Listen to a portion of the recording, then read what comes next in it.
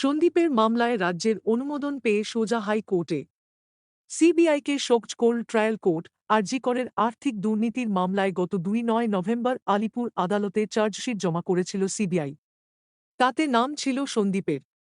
কিন্তু রাজ্যের অনুমোদনের জন্য চার্জ গঠন আটকে আছে।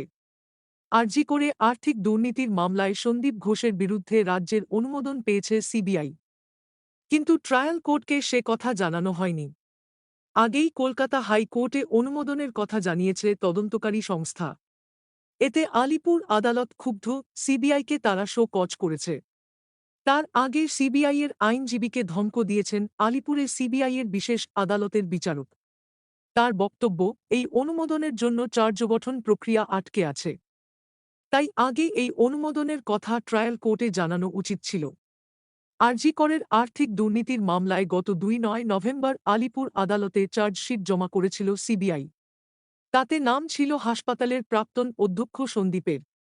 কিন্তু তিনি রাজ্য সরকারি কর্মচারী হওয়ায় তার বিরুদ্ধে চার্জ গঠনের জন্য সরকারের অনুমোদন প্রয়োজন। সেই অনুমোদন এতদিন আটকে ছিল। সম্প্রতি রাজ্যের অনুমোদন মিলেছে। বুধবার হাইকোর্টে সে কথা জানায় সিবিআই। আদালত ৭ দিনের মধ্যে সন্দীপদের বিরুদ্ধে চার্জ গঠনের নির্দেশ দেয়। বৃহস্পতিবার এই সংক্রান্ত শুনানি ছিল আলিপুর আদালতে। সেখানেই সিবিআইকে ভর্ৎসনা করেন বিচারক।